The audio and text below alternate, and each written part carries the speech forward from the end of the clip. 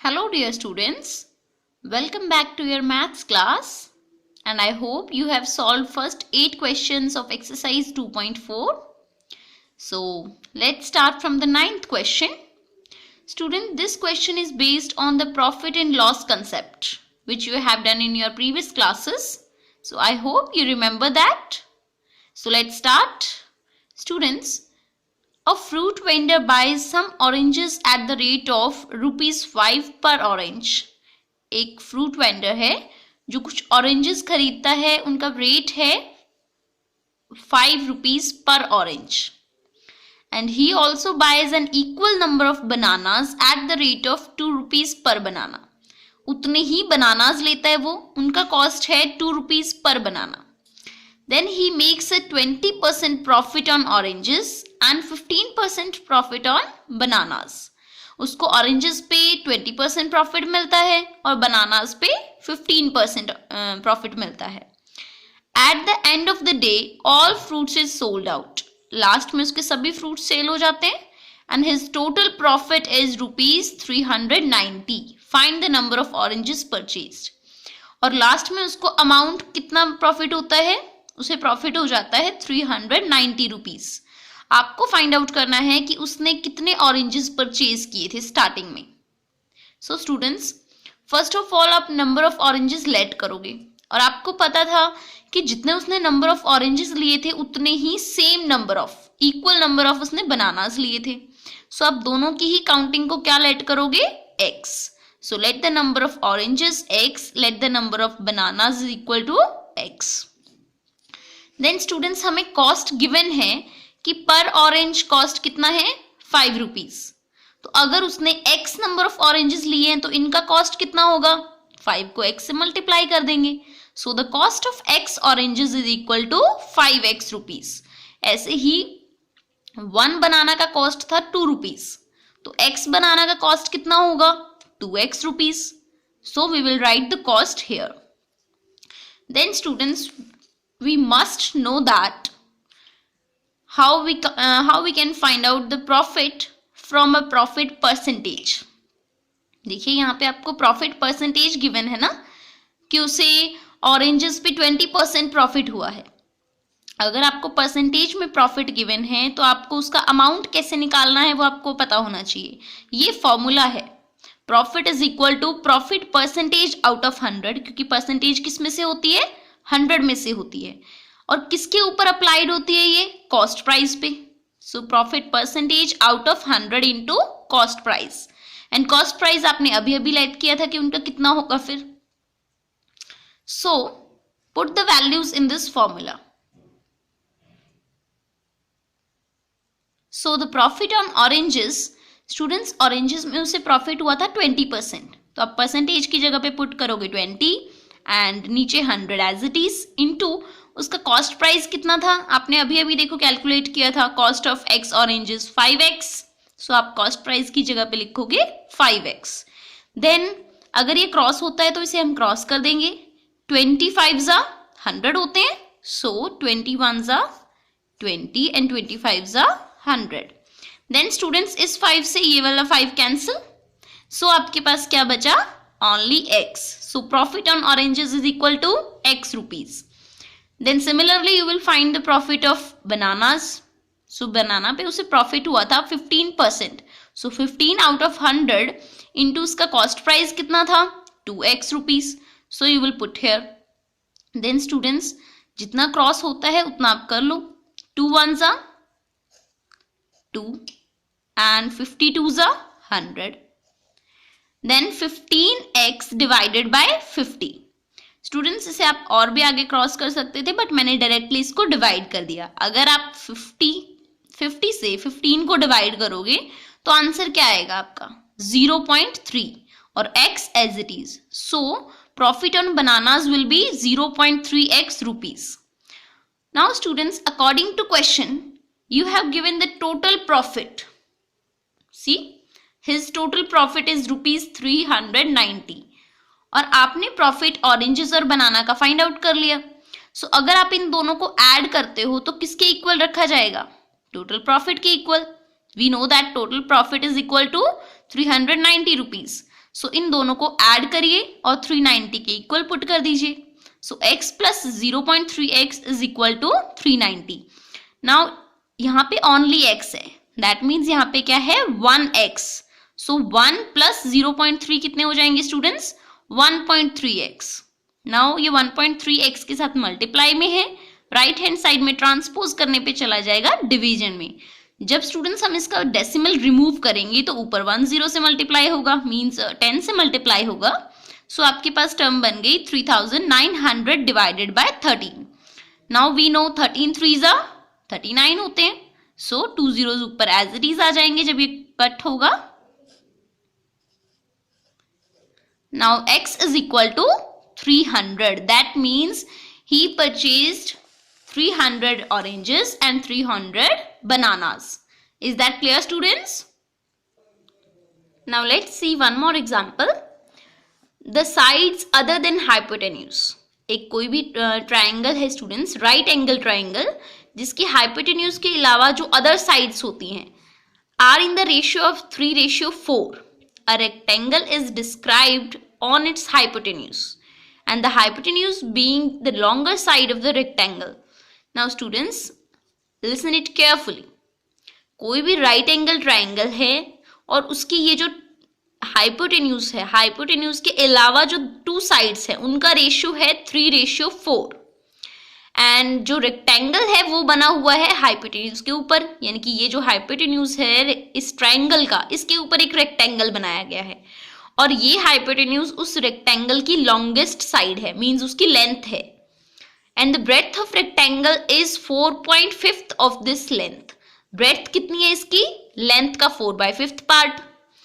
Find the shortest side of right angle triangle if the perimeter of rectangle is 180 centimeter.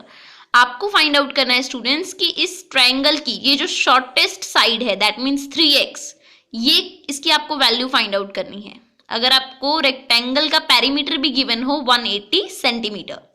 So first of all, जब भी आपको कोई भी ratio given हो students, उसके साथ की वैल्यूज को x के साथ लेट कर लो. So first of all, ratio of 2 sides of a right angle triangle is equal to 3:4. Then the length of 2 sides will be 3x and 4x. Now students, कोई भी right angle triangle में अगर आपको base और perpendicular दोनों given हो, आप hypotenuse की वैल्यू निकाल सकते हो.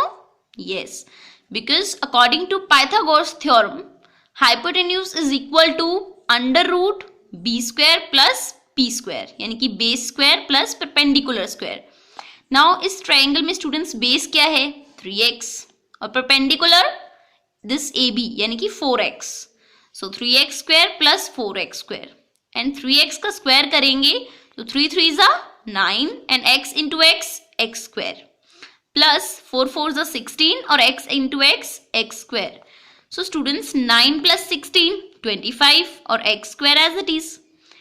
देन आपने 25x स्क्वायर का अंडर रूट फाइंड आउट करना है. मीन्स किस इसमें से देखिए वही टर्म्स बाहर आएंगी जिनको उसी से मल्टीप्लाई करने से वो टर्म बनी हो. जैसे 5x को 5x से मल्टीप्लाई करने पे ही 25x स्क्वायर बना है. So AC will be equal to 5x. Now students, ये AC है क्या? हाइपोटेन्यूज. और जो इस ट्राइंगल का हाइपोटेन्यूज है वो उस रेक्टेंगल की लेंथ है. So the length of rectangle will also equal to 5x. और हमें एक स्टेटमेंट गिवन थी कि उसकी ब्रेड्थ लेंथ का 4/5 पार्ट है. So the breadth will be 4/5 of length, यानी कि इस लेंथ का 4/5 पार्ट होगी ब्रेड्थ. So 4/5 और ऑफ को जब आप हटाते हो तो क्या साइन आता है? मल्टीप्लाई. और लेंथ कितनी है? 5x. नाउ स्टूडेंट्स, हम इसे क्रॉस करेंगे तो 5 से 5 cancel. Now 4 into x 4x, यानी कि इस रेक्टेंगल की लेंथ और ब्रेड्थ क्या है? लेंथ है 5x और ब्रेड्थ है 4x. Now according to question आपको पेरीमीटर गिवन था students. Perimeter of rectangle is equal to 180 centimetre and perimeter का फॉर्मूला क्या होता है? 2 लेंथ प्लस ब्रेड्थ. और लेंथ कितनी थी? 5x, breadth 4x. Now put these values and solve this. So 2 को आप इससे मल्टीप्लाई करोगे स्टूडेंट्स, 5x और 4x कितने होते हैं? 9x and 9 into 2 18x। Then ये 18 के साथ x मल्टीप्लाई में है, तो अगर आप 18 को ट्रांसपोज करोगे राइट हैंड साइड में तो कहाँ चला जाएगा? डिवीजन में। सो 18 ones are 18 और 1 0 as it is, that means x is equal to 10। अगर x की वैल्यू 10 है स्टूडेंट्स, तो शॉर्टेस्ट साइड क्या थी? रेक्टेंगल की शॉर्टेस्ट साइड थी 3x, then 3 into 10 30। So shortest side of triangle will equal to 3x, that means 30 centimeter। Is that clear students? Now let's see the next sum. Kanchan receives a certain amount of money on her retirement from her employer. She gives half of this money and additional sum of 10,000 rupees to her daughter. Students, कंचन है कोई lady, उसे अपने retirement पे कुछ money मिलती है। वो आपको पता नहीं है कि कितनी मनी मिल रही है, लेकिन उस मनी का हाफ पार्ट और उसके साथ 10,000 रुपीज वो अपनी डॉटर को दे देती है। उसके बाद she also gives 1/3 of the money received and additional sum of 3,000 to her son. और अपने बेटे को भी उस सैलरी का जो उसको अमाउंट मिला था मनी का, उसका 1/3 पार्ट और साथ में 3,000 रुपीज अपने बेटे को दे देती है। If the daughter gets twice as much as the son, अगर उसकी डॉटर को उसके बेटे से डबल अमाउंट मिलता है, then find out the amount of money Kanchan receives on her retirement. Then आपको उस मनी का अमाउंट फाइंड आउट करना है जो कंचन को बिल्कुल स्टार्टिंग में उसकी रिटायरमेंट पे मिली थी। सो फर्स्ट ऑफ ऑल आप इस मनी का जो अमाउंट है उसे लेट करोगे x rupees. So let the amount of money Kanchan received on her retirement. Retirement पे उसे कितना अमाउंट मिला है? x। देन कंडीशन में क्या गिवन था? उसने अपनी डॉटर को कितना दिया है? हाफ ऑफ द सैलरी, यानी कि x का हाफ, x/2 प्लस 10,000 रुपीज और दिए थे उसने। सो x/2 प्लस 10,000, इतना अमाउंट कंचन ने अपनी डॉटर को दिया है। और सन को कितना दिया था? 1/3 ऑफ द मनी। इस मनी का 1/3 यानी कि 1/3 ऑफ x एंड 3,000 एक्स्ट्रा दिए थे, तो उसको आप ऐड कर दो। देन अकॉर्डिंग टू क्वेश्चन, आपको इस क्वेश्चन की स्टेटमेंट के अकॉर्डिंग स्टूडेंट्स क्या गिवन है कि जितनी मनी डॉटर को मिली है वो सन की मनी से डबल है। मींस ये वाली मनी क्या है? ट्वाइस है। तो अगर आप इन दोनों को इक्वल करना चाहते हो तो आपको क्या करना पड़ेगा कि सन की मनी को 2 से मल्टीप्लाई कर दो, देन दोनों इक्वल हो जाएंगे। यस, तो अब आपने सन की मनी को 2 से मल्टीप्लाई कर देना है, देन हम बीच में इक्वल का साइन रख सकते हैं क्योंकि ये ट्वाइस थी पहले से, तो आप इसको 2 से मल्टीप्लाई करोगे। Then students, money of daughter की मनी कितनी थी? x/2 प्लस 10,000 और सन की मनी x/3 प्लस 3,000। इसको आप 2 से मल्टीप्लाई करोगे, देन 2x/3 और 2 इंटू 3,000 6,000 हो गया। देन स्टूडेंट्स, हम x जितने भी वेरिएबल्स हैं उनको लेफ्ट हैंड साइड में ट्रांसपोज करेंगे और कांस्टेंट टर्म्स को राइट हैंड साइड में ट्रांसपोज करेंगे। सो x/2 माइनस 2x/3, क्योंकि ये प्लस था इधर आके माइनस हो गया, और ये वाली टर्म भी प्लस थी तो उधर जाके माइनस हो जाएगी। देन 2 और 3 का आप एलसीएम लोगे क्योंकि आपने इनको सब्ट्रैक्ट करना है। 2 और 3 का LCM 6। Then 6 divided by 2 you will get 3 and 3 into x 3x। Then 6 divided by 3 you will get 2 and 2 into 2x minus 4x। Then students, ये जो 6 यहाँ डिवीजन में है ये उस साइड जाके क्या होगा? मल्टीप्लीकेशन में। बट आप इसे सॉल्व करिए, 6,000 माइनस 10,000 कितना आएगा? माइनस 4,000, क्योंकि दोनों में आपने सब्ट्रैक्शन किया, आंसर आया 4,000 और साइन किसका रहेगा? बिगर टर्म का। So minus 4,000।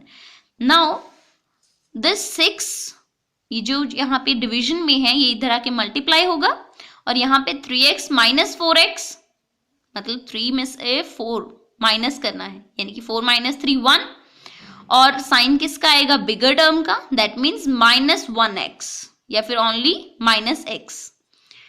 एंड 6 इंटू 4 24 और 3 zeros as it is. So students, आप देख सकते हो दोनों side left sign negative sign है, सो नेगेटिव साइन से negative sign cancel and x is equal to 24,000। That means Kanchan received 24,000 rupees on her retirement. Is that clear students?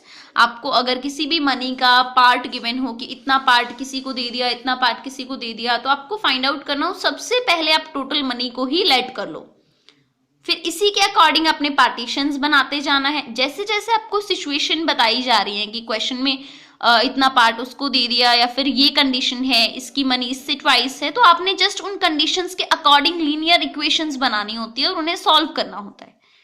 ठीक है, आप जैसे ही x की वैल्यू निकाल लेते हो आपका सम एग्जैक्टली सॉल्व हो जाता है। नाउ हम लास्ट टाइप देखेंगे क्वेश्चंस की, जिसमें आप करोगे स्टूडेंट्स वाटर स्ट्रीम वाले सम।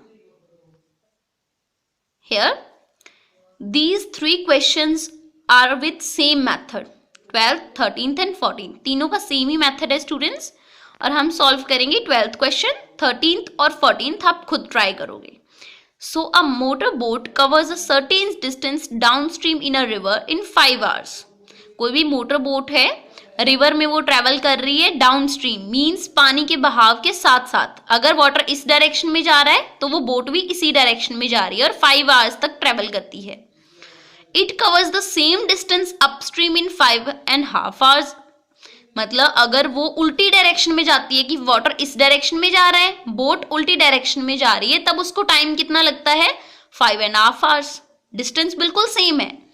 Then the speed of water is given 1.5 kilometre per our. आपको वाटर की स्पीड गिवन है students, and find the speed of boat in still water. आपको फाइंड आउट करनी है कि बोट की स्पीड कितनी है बिल्कुल स्टिल वाटर में, कि अगर वाटर की कोई स्पीड ना हो उस टाइम बोट की स्पीड कितनी होगी, आपको ये फाइंड आउट करना है। इसके लिए स्टूडेंट्स हम फर्स्टली लेट करेंगे speed of boat in still water, कि जो चीज आपको फाइंड आउट करनी है उसे लेट कर लो x किलोमीटर पर आवर। आपने 7th साइंस में भी अच्छे से स्टडी किया है कि स्पीड की यूनिट क्या होती है? Kilometre per our. अगर स्मॉलेस्ट यूनिट आप कंसीडर कर रहे हो देन मीटर पर सेकेंड, अगर हाईएस्ट यूनिट है तो kilometre per hour. Then students आपको स्पीड ऑफ वाटर गिवन है कि वाटर की स्पीड कितनी है? 1.5 किलोमीटर पर आवर।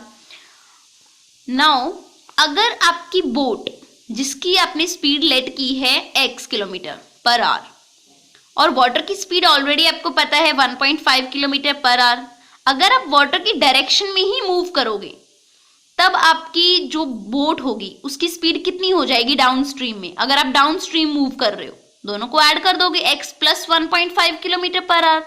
लेकिन अगर आप ऑपोजिट डायरेक्शन में आ रहे हो तब जितनी भी बोट की स्पीड है उसमें से वाटर की स्पीड माइनस हो जाएगी ना, क्योंकि अगर आप देखो जिस डायरेक्शन में हवा चल रही होती है उसकी उल्टी डायरेक्शन में आप साइकिल चलाते हो तो आपको और ज्यादा पुश करना पड़ता है, आपकी स्पीड थोड़ी कम हो जाती है।